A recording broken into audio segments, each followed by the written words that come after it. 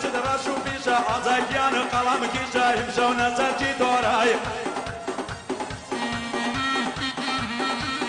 موتور دوراي دار لسنتي دوراي موتوري كردو دوراي توسمو كجليناي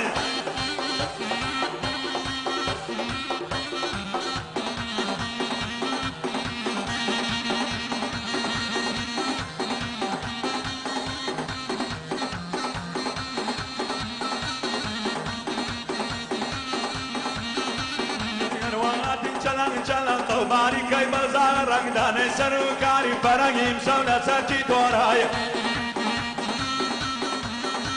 ویر و دروا بلنجه چه خلقی هلم جه چند ملار و لنجه بسری پنجه ایم شونه سرچی دورای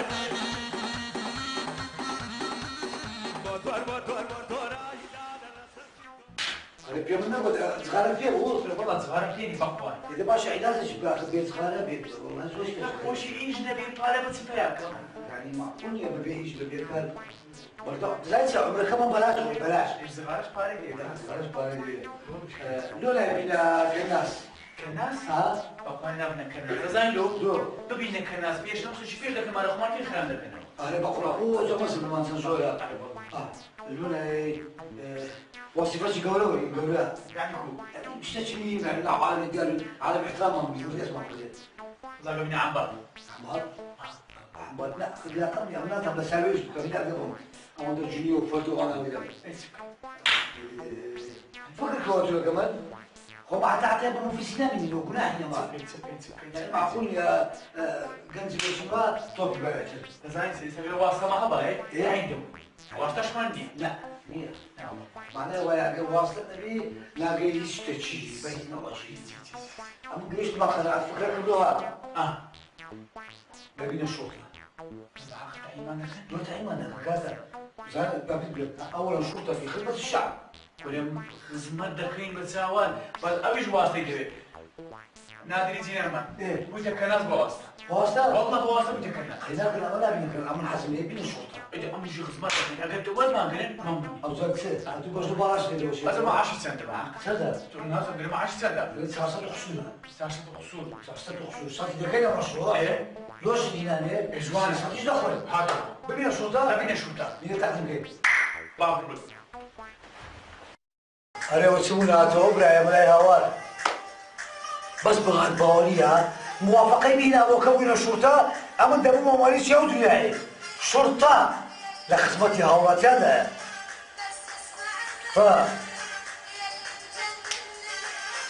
بس بغاد باوليها ما باش دابو تير دابوين تيجي بالك ما نزوا دابو كان تاني خدش مالك لا قال له ما ردوش شرطة هي بطلوا ندو شيء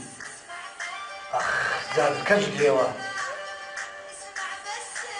اسمع بس انت كجد يا اخوي وافق غيري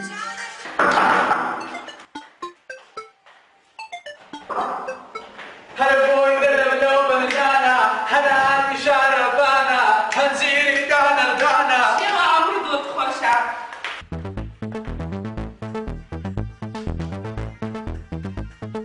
بخواني شو عسير ها هلا قربانكم هلا ولا هي البحر وتلي ذا يا ولد والله بخواني انت خوشة زور نعم ما ندرسوا وين الشرطة؟ وين الشرطة؟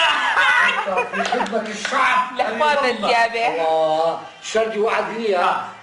دوسي مع شغل كما هل بتدعوا مسؤوليتكم كل يكمل معاش بس تبي يكمل معاش ده تينا وين يسويه والله بياني هذا هو خدمتي أخش كسمة ذاك الجناح بس تزمانه يعني أود لبرسان يقلبوا هذا زان هذا طب يا دنيا ليش تحكي أو تشوفون كلام جوان وقتي لكين قاطع كمان جوان وقتي قاطع بنيته قاطع شو جوان شو شيء حتى بيري كسم وقتي لكين ده ما يبقى فخر ولا زاد يبرم عالم احترام بقيته بروانا كي جبت بأخو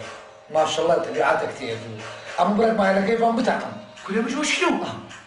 بس تبي خدمتي أولاد يمكن كو خدمتي تاعي وخوم دكم خدمتي خدمتي ملاتي وخوم دكم كل والله بياري والله مش بيعني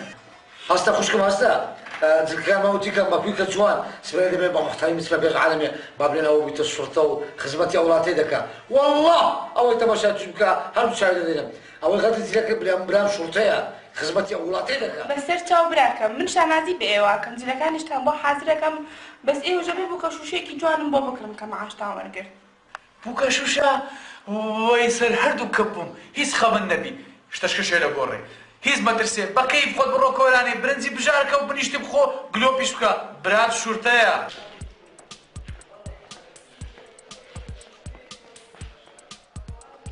السلام كيف السلام عليكم السلام كيف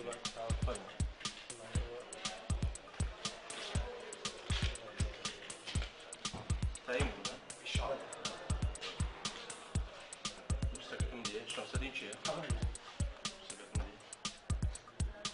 شمس الدين احمد مصطفى احمد مصطفى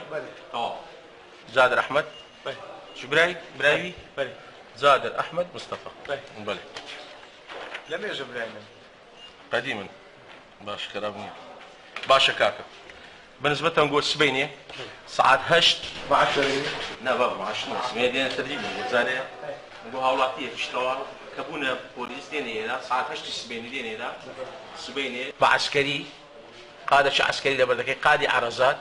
بيريا نطاق بوستالي رش في راوكت رش دبي ردين تراش كده سرد رقم 4 لدايا بتزيدش عسكري ساعات هشت ليري موبايل ساعات هم بسلا اشتانت بينيا ناهيني لقر خول استاوا سبينه هشتي سبينه لير حاضرن سبينه درسيه كمتان لياقه بدنيه او تابيدا كان لياقه بدنيه دواي تعداد تابيدا كان الحاق شتاندان نشري هتادين هشتي بياني لير حاضرن باشا زول ممنون تيجي يشتن بالنسبه هر دكتان هشتي سبينه لو لو زي عاده كانوا تيبغن سرشتا كان رقم 4 يعني برتستان نميني بيزنو ماتشينكي حلاق كلي داتن هي سي بي او نبي دو كان بي او نبي دي رقم 4 دي داردين تراش كديا بوستال بيريا دش عسكري زول ممنون باشا تيجي واردن لا ما ينادي خوي باشا لا سرشا باكستان سرشا يا اهلا وسهلا باكستان سرشا وريابا بيريا كانتان دانيال قالت على النبي بقبزيه ها شوبة ها وريابة ها شوبة ها باكستر ها شوبة ها وريابة ها شوبة ها ها قد وكان نفسي سبتان ها بسوريا يلا داوم داوم داوم بوفيش داي داوم داوم بوفيش داي باشتر دوزان داي دوزان بروفيش داي دستاني لو خواري آفرین زور باش اول 30 ساعة زادت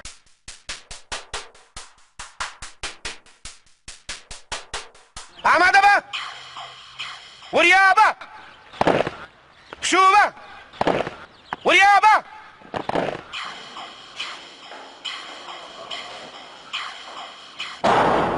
الشمال بقوم عندي بقى كلنا يا كلمتي وانا بدي سكيزك ولا ما كون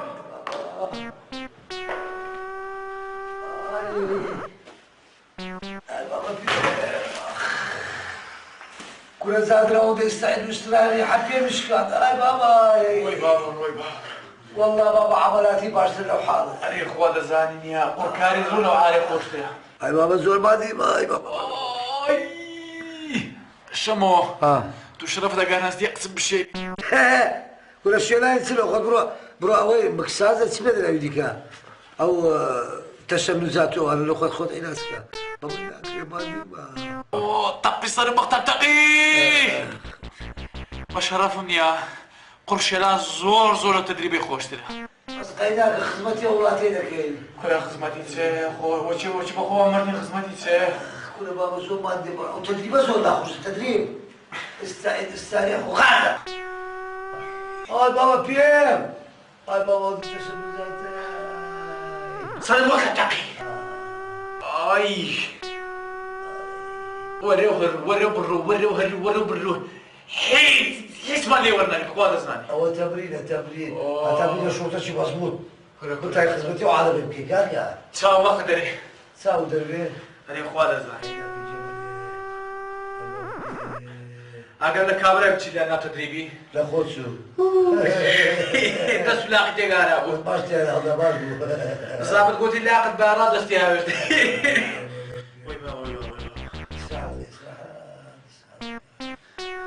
لافا بەڵێ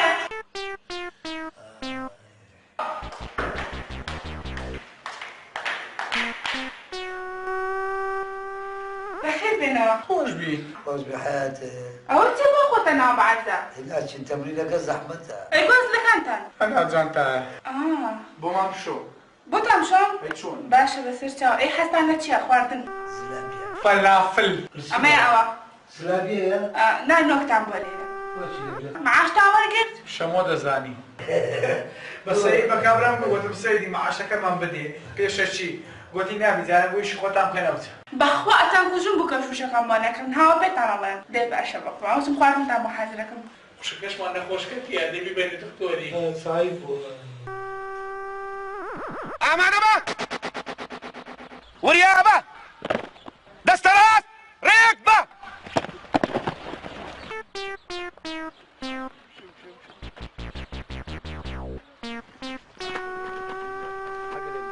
فندقەوە بابەوە وەرە پێش وەرە پێش چار پەنجەری چار پەنجە لەوان خۆ سوورشتی کردەوە هەکو دەڵێ تەماتەیە وەرە پێش وەرە پێ چار پەنجە بابە چار پەنجە والله عیبمان نییە ناوت چێت و صالح چار پەنجە پێت دەڵێم تێگەیشتی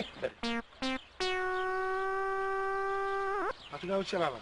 بالنوم زاد الوسط عارف ولا وسط عريفي تسيب عريفي بابا تيجيشتي صار بنزا بابا صار بنزا بابا صار بنزا تيجيشتي هو بيادر مزور خوش ده هنده قلت بيدك بس وقت سيمكا هو زار شهايم بو تبوار بو جاون ده هاتبو بيدك ما دس بيدك خواري بيدك بقى أول يكم روشتانا قينا يكم روشتانا بيتاك تان ردين تان هبيتن عقوبتان دم تيجيشتي لا قرآن تان ولا دم بس بيدك خوار وسط عارف كجف بلا ما مستا ما مستا كجف سيختي ده انا من جزع منك بيدك ما زوري مريم هات ما دبارك ليش ايش خد ها وريابة شوبة وريابة لسبات ركبة ايش خد وريابة بولاي راس ورقالي شوى عشاي بورو تب راس تب راس تب راس تب راس عشيك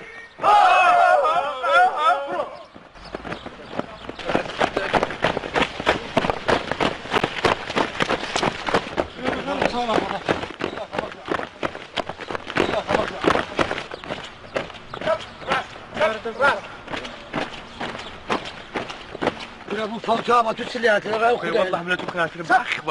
يا دك او دنك يا دنك ابا تدريب ما دي متوب وصلت ما رش وما قال اضرب لك نتوه تبراق تخبيز قبل توشتيت تبي كاش زمان بن والله ما نسيت 9 ساعات ما نسيت عليه او ثاني ها او تفيد انا كانت صغيره كوي يدك انا كنت ممنوعه ممنوعه عفري تب راس طب راس صبر باشا عيد بروسي خد او دقت يا تسنيه ولا وستايت ما وستايت تب راس تب راس تب راس آماده با او چه زاده والله قلت بابا فيش بسملو عايش او يك ما نجي بالضبط اتو الى دوري لابا من حق ردك ها ودستي وشي دراوتي عارف يا وبرق كما كنا حبرق سكت في ما عندي ما عندي هر دكتور بيرت من اخواري لا زين شيء قلت بيش لك ودم بابا باشكو مناقشه مكا هر دكتور بيرت من اخواري بين اخواري لا عاد عندي من فاردلو لي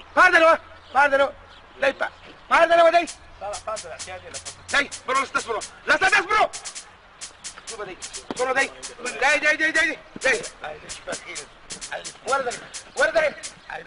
ورد برو لا صدق برو ببيع او ملا وين دخيل ما ودي شو زحمة شو دي شو دي والله زحمة برو دي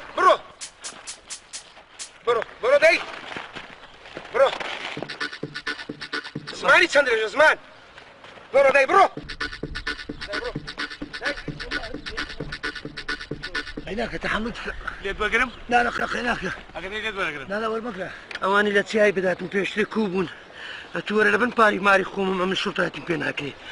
امان بزكي دراي بزجي برسي ببي بيراو امر صالح بوستار لبي مركز تجيب جوالك ما تقرط بس بيناك دول يا اخي باشا بقول عنه نسلخ مشكله دول لا والله نسلخ مشكله هناك اخري خير ان شاء الله تمام خذ لك اجمع عشان بدنا ما اخر شو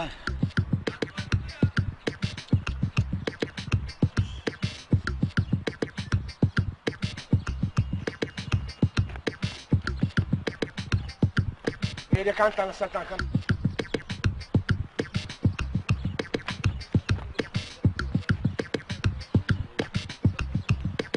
روتي خود ساعات كذي روتي خود اتوقع استفيدنا ابوي برودي خود سنزوم عشان والرقم بيشو شي بماندني انت بروزا تيدا قلنا ما تيدا برو مش بني طاقه مني بيوم بس صالح بروزا نايمتي داني كان خالد يتساوق هدي خالد تبر الجاتيرسك ما مزانا ما انت ده ما مستا نايمة دانيا نعم عاشق قلت دانيا قلت كتازاتي ودرت دانيا كاك بله امر ذاك يقول طار امان ست يا قولهم مرحبا بخير اما لخدمتها الشارع كمان وخدمه الشارع كمان دكين تبي كش ما تواكل ديو هيز مشكلك ما معي قولهم بله انقوش لو مخربط نزاري كاكا والله هو زور مانديني ها بله هذا قيلاه انقوش شرطي تازنا وغاتين لو خدمتك من ولاتي كاتشي ما هذا توزك يعني وتقدر دوام مش سوق مالو داني لزيش ممنون تنبقران هذه مشكله كيدي كمان مع الزياد كنا اگر معاش مالو زياد كي زور ممنوني كاتشي ما نقول تازه مستزين تازه او من تعيين ولا تازه تدريب تاع خلاص كده ان شاء الله او ما قبيته هيز او ما جداته ان شاء الله بو زياده بيت اول شيء بيقول لي اقص في الزواج سبب باب ما دنيا تخو ما تكرم بكاي اي جديد ان شاء الله قولهم اقل كلاش لزيش باش ما لزيش باش ما دام لي ودي خدمتي الله يمكن محترم اگر پیش کلیان بی ممنون ترین انقول اول تازه تعيين بينا وهاتنا خدمه او شاري بكان كاتشي من انقول لو سالتني لو خدمه الشارع كماتنا الشارع كمان باريزنو لا خلق مدنو يعني ممكن بتوزيعات خوز العالم مدنو يكتان قلتو كلب سي مكانو لبيش عالم ديدانو ولو اشتواج نما يسا اشتوا لكن الحمد لله زور باشا كذا الاعزاء واشتكيها بقصي خود يعني السلمي بيه ان ان شاء الله حل دبيتنو باشا كاكا سيدي بقول باندما اورو ايش مالك شندري ما بابا ايجنا ايشي تي بري اركمان اوروكا اركتان لبازار الاجتماعنا اگاتن لو عالمي ببازاري كنترول كانوا تاوتان او بكريتوا شغل دفروشان كريمستي ايش تسكر كسبتنا نانيوتو عملنا له لا دي شيء عمل واجب هذه بالنسبه معاشي سيدي قولهم مقصد تسمع زارك بابا حمو ما جاوب معاش كوتان وردقلن او نما دو مانك زارك سي مانك زارك او نما حمو ماك معاش كوتان وردقلن ولا سباس ممنون بابرين امان شوي بس نبينا كان بازار الاجتماع اگاشن العالم مدن ياساش سروري حمو بانا وبيش برو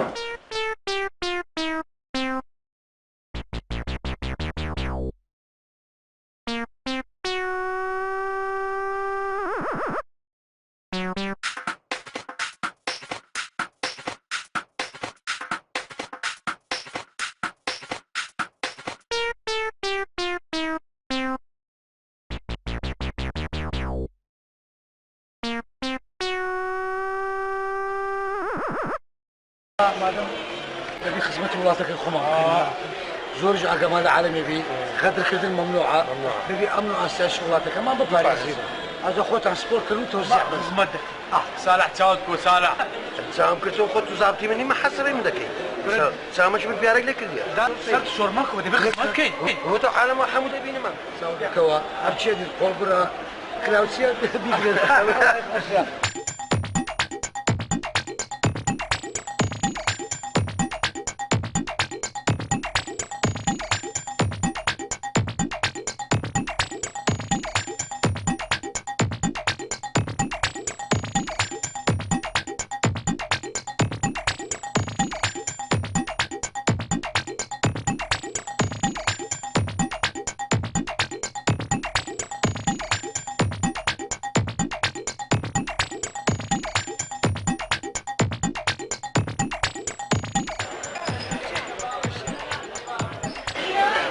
تزاوجت ها باش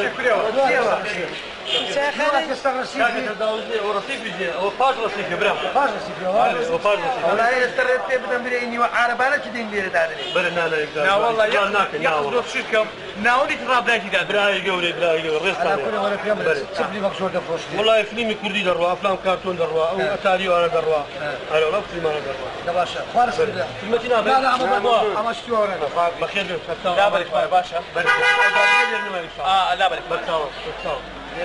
ان شاء الله تمام بخير الرئيس رزق مبارك هاتن مرحبا سيدي كاتم قولوا هذا كم تنارين كاتم دنيا قد يجي تاني دنيا بس كاتي من أقول راسك كرة فقيرة طب أتصاوم ليه تانا كاتي من عندك لوازم مزبوط من يعني كاتي من عالم حكومة سامي لنقويا برام تبي أقوى شاركة بارزي برام أنا مش أنا أستوي نقويا خدمة لسه يا باسي معاش لكن معاش ما كيدي كيداية هذا كم ما قطعين بوي تقريبا سال ما قبل إيه حول معاش ما بدنا تمام عندك مزبوط من كاتي من ما زال باشا كاتي من خوزات لنسل من نيا برام قولوا براش كنا يا وا ماسك عكسي قولوا ماشي أول تاوان بارا ببينوا ده بابي متاعي أول هرد زيشي ديتان تماشاك قصر الهرد زيشي ديتان أو تاوان بارا دزيري ذكر بس ليلا دنو أو هناك بقصش خوز إني دايله ساشا سيد وابزام هم دي تكليب شيء قراني كاتي من أول تاوان بار أو سياسة كوب أو طبعا إذا كان سيد دوقن دتاندينيا على شيء ديتانوا دزير لكن دينا دايله باشا أقول مضبوط بنا لا بدينا الواحد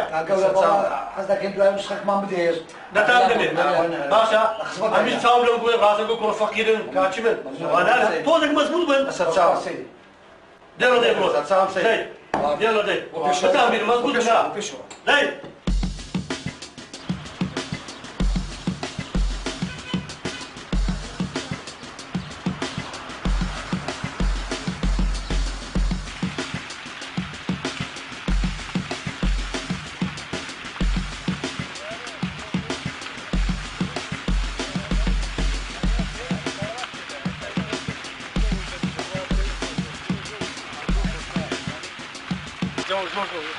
حضرتك جوك صافشة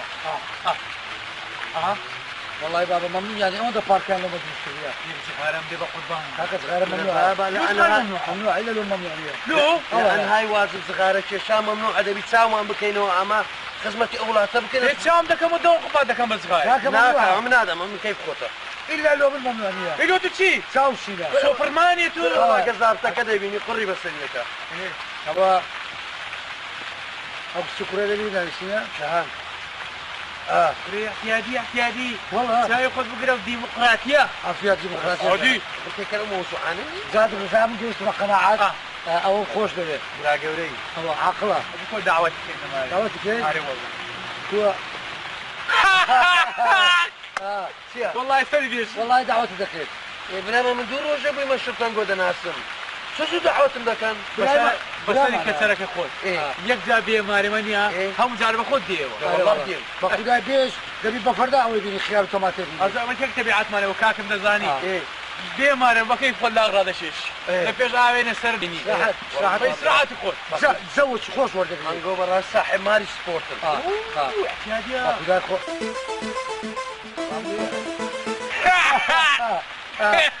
قوري ممنون ممنون براستي ما خوزه قوري ممنون أما ذلك لزادة درستم ساشلو الثقافات اللي كتعرف والله إذا برادرك منيا وشي بقولتي هي من بوهري قلت براستا الجواب فلا ما قسكتها كدروا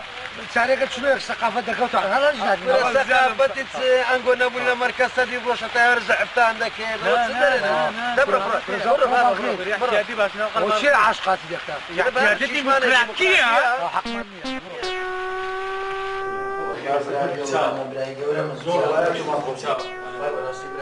اما الاوليه وامن بلاد سكيما انتم ما انتم خوش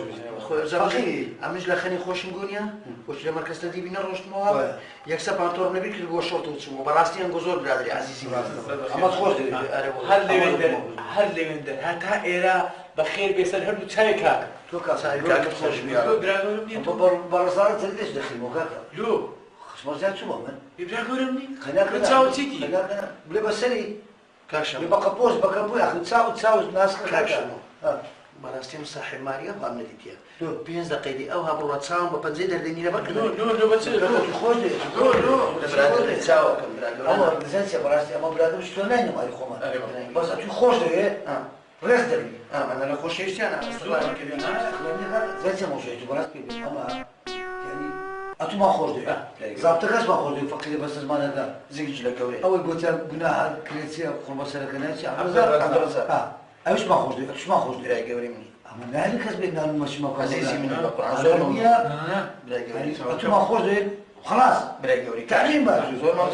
شتەشکەش هەیە لە گۆڕم قەنەعات هەبی پرچی لەو سەرە لابی زۆر جوان دەبێت لەوەی گوتم ئەتەزانم وەجو من دەکرد نه ئەدە شتەشکەش ئەو پرچە بزانە تفاهمیە ئەو پرچە ئەگەر ئەو هەواهابی جوانترە لۆ هەوادادەینی ئەدەگەنی گرۆیکە لۆی خۆشم ئەدێگە هەر پرچم پیوەنێت معنان گۆدانی وەتانە چی نابی چێ پیوەنیە چی ئەم پرچە پێونیە ئەم بخۆم چیە تو شتێکی دین علاقەی برادرم هەیە کاکزاد بەسەری تونیە هەرچەند زای دەچمەکردنیە ئێرە خۆم دەگرم دەرێم ئێرە و ئێرە بەچەند و تاشی مەسەرم زۆر سوکە بە قورات لۆی خۆشم العادي تدريب بشرف امرئ بشرف حمو كل مردك انسان دزاني سي لا بينا من اجتماعنا كي خوي خزمه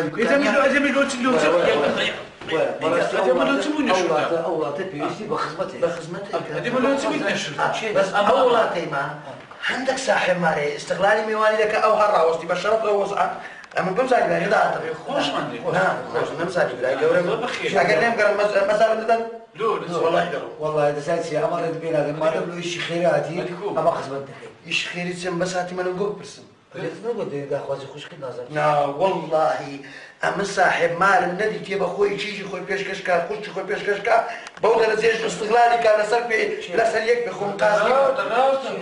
سلم بارا ولا تدري قلت ببراغ ولا كل بريد دا باش خوش كدي لو مش المساعدة كده بمني قلت بقول لو مخش خمرة شو نفرد وبلا مر طمن انت السلام عليكم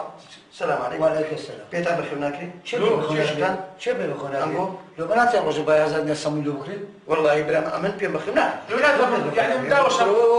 وديتيو لو خلوني هذا ادي رشيقة رشيق يعني باركة امن نابي كلاتي ينامي بلا لو ما داوش انا فرد ادش لو كاين هوي بشعفتك شبكه كاك السلام عليك سرتاو امن بخوم خم بخير ونكرايا لوي ما شرطه في سبيل وي خم بخيوكم استا انغو ده تاني خوش كيخو تام بدنا من يخيناك بكره شتش لو بكره مش لقاعد فين بخيو ناكري سبت تفهمني با لوش شربي ذكي يا اخي لو ما بقول لك لو دري كل باخذها بخوي يقول كل كان جينا ما نقول يا اخويا بتكري كل بدنا نلقى مش ما بريق شكل مباتي كل بقرا انا اوها بس دو يسباني امن لا مركز تدريب العادي بحميها بس ليه قلتوا مير كل مير تيو اطلعني خلاص مش دارس هاي ما كاك السلام عليكم ام خش تقول كلاتي ينامي كاك لو خصني معلم ذكي عادي من ضرب شرط انا موضوع دا خوازي هاتي ما بحثي العاب بك بابا تبغى غلطتك كاك السلام عليكم سلام وضعت بباشي خوات كامل الشارع بس انا اقول لك مي وانت تقولوا على كلام استاذ الدميني شكامل يجي لا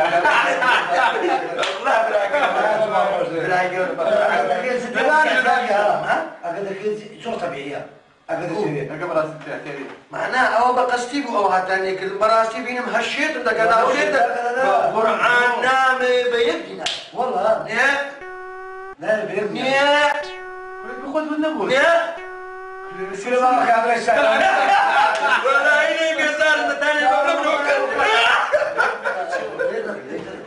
سيرو لو راس كامل الشارع لا شك كامل الشارع واحد انا بقول كامل يتداخوازي تشيلكم بوش كامل احنا سبنا جاي بازك انا ما حسكري بحسك لك شو تكان ولا بالشارع كامل بكره مسلمان سوقر لقاو كامل والله براسنا بيبريم يعني اما مقصرين لو شيء قصر هذيك من هنا قصيب كم ودري قابل اتنوي مسلمه انتم مسؤولين ما انتم انتم علاقه لسه صالح وين كاكا ما بيفهم اما ايش كمان بفشور تبغاها بس بروابك وين اوزك هنا بركه مسؤولياتك قويه كاكا يعني اقل اما نبي ولاتك يعني وزعك على وزن دبي ما مش خو مزانين دبي اما حكمتي دبي او بهند ورقري دبي خدمتي خرج بكن كاك خوار معاجني على المعاش لا معاجني انا من هاي ما تصير لك توكل اخي نابي نا كو يا اخو او قولي ميا خينا كذا زين بابا زابطك قلت لوان بعمر تري ردين سبيكو يا اخو بعمري دي ما كاولي بيري والله كو بعمري دابا شو يا سا الى عقل سيزني يا سا سروي همانه يفعلوا ولا قلت الى عقل سنيه ايه دابا شو دلو خزمتي او خلق كانت تدري ادخل سليماني ادعو الى عقل سنيه بخون خصم كيف انا كان اما لو رمنا قالوا نقول مع السبيت عاود نقدك ايوه اخصش كيولم هو دكتور خزمي ما وني ليش شما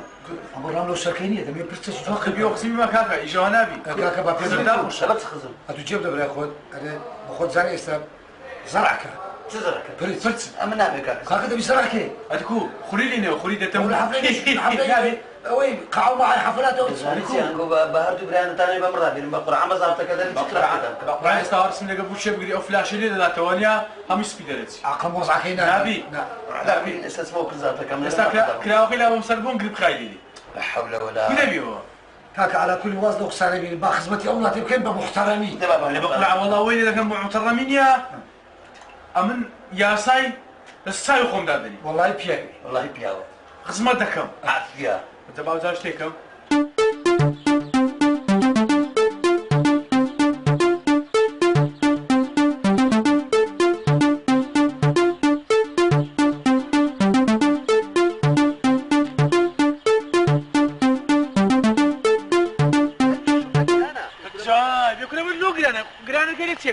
هو هذا اللي جراني لتيا كاكا أركي شرطة جرانا شبيه كابرانا ماري خون استيقظ بيه حرسيات اللي بقري كابرانا ماري خون استيقظ زلت حمولة بركتو بيشت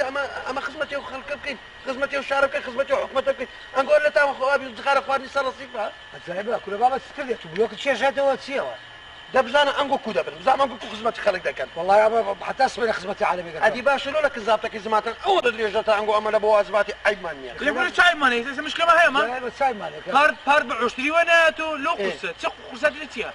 يعني بتساوي خدمتي اولاد أنا بتساومنا أم بيويستا أمن كابراي الشرطة مزبوطم أنقول وش منينا أمن كافيت عندنا مجرانا ده بتساوي تامكنوا بس أنا كوخو مشوش كده عين دي بنزاعي ما إلى دوا أنا كوخو مشوش كده ده بس هتذكر لا أول شيء الدكان كاتوا كابرا صاحب دكان صاحب دكان هذه دري مواسم الشرطة يجري عنده باش خدمت كده هذا رزق قفلك له لكن أقول لها لا بكينه هو ساعات أخري خير سكا قلت يا توبة ثمن جوري أجا لوان شو كاكا ما عندي سوري حسن الزعمات الشباب ما عندونا بقول أزلي شرطة يجري دوري يا عرمتي ده كاكا خدمت دخل أتشق قفلك إيش معك انا نازم ديك اللي كان احتياطي يا عرمتي بين سباس انا كان بس لا ربيت بس شو تقرانا هو معناه ودي عرمتي وصل كنت كيل عقل الفرميتو وين عقلني كنت مسؤولي ميتو كنا مسؤولي ما صابتك قلت تلوان قبل شو قال يعني كلك بلاد السيم وهذا يحترم سلك عيبة بابا صابتك قلت تلوان بتمنتري أجا لوان استعب خدمتي حولاتي لكن دفر من الشيء كاكا ستي موضوعي انا نازم اوزم كذا كان غلط كذا او كذا انا همني بعفرم اذا بروي ولا لا ده مساعدك مساعدك يا المتي ده أوجه مساواة غريبية زحمة النبي فهم زحمة النبي أنا بقول أي بيجي ترشة كده سي هذه انا زحمة النبي تو في مستوى الدنيا يصير لا كنا بابا تخرج لجدك يا لازم بتصير يا جارب يا جاري اخبار داخل سوا وليها اخبار داخل وتو لا ايك كيف من السي ركز سلام وليمه أبغى تدخل راديو مونتي كارلو نبوي عربي شباز بس انا اتو نبغى متدخل الريال تون ولا كاكلو ولا كذا بيتوا كذا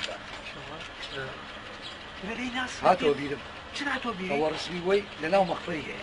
هو صعب النية كلنا أنا أول كده السجون مزيمة تشكوله بيسن كو بقول زين سب كو دايرين باحترام دايرين كو بس زحمنا حسب لي دعوات الكام دعوتي ما يباشا برادر دعوته لا مشكلة اني كذا كان أولا احترام دعوتي مني لك دعوتي لا شركيش ناخذ نتشباشا اتفرفر توري شي لا توري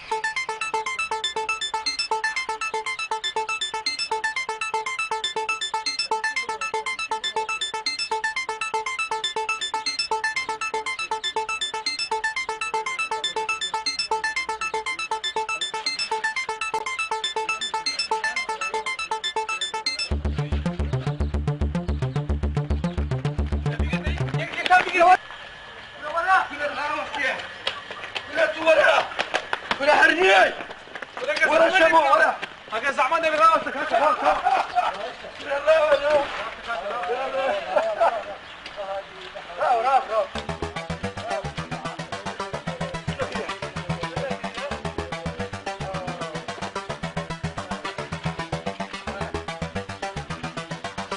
ولا ولو هدي بابا ولو هدي كاش يعني دعوتك دعوتي ناخذ شو دعوة ما انا دعوتك يا بابك وعزيت هذه دعوات قول لنا خوارتون خوارتن شباش خوارتن ددي شمو دزاين زور شيطانه زور دبيتي قول لنا خوارتون دبيتي اوني ها زور برسي بيت انه يغار غار ما بيدك ابادي استا خدمتي لك ممنوع كده كده بدي هلا يا برو صابك كيف يعني ودي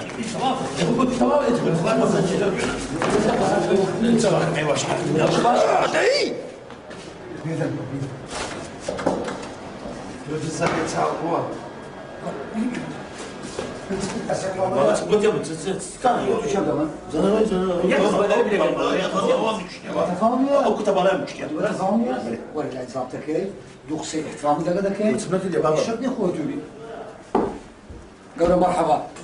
خوار اسمك يا ولا تناوي قولوا مونيا باور بكاور اسمه او يوم بعد كان لازم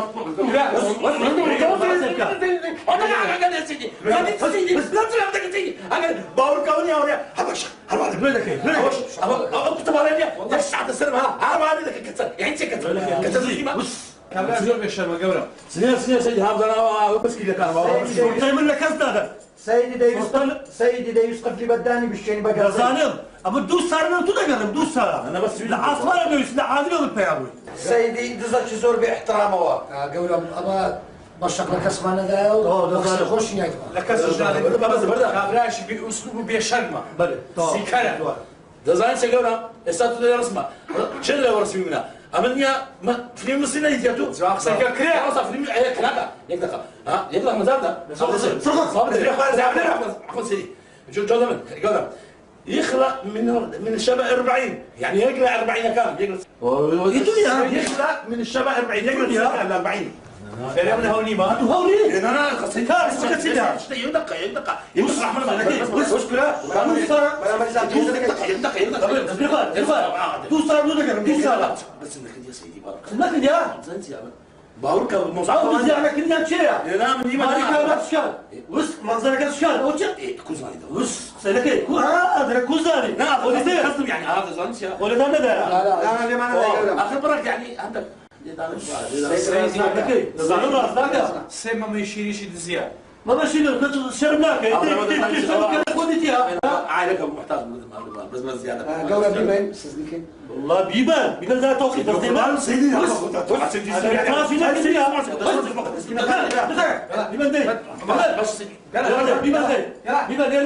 ما يقص باش يدزي قولا زوانا كم نيها ناو تاع النوم دي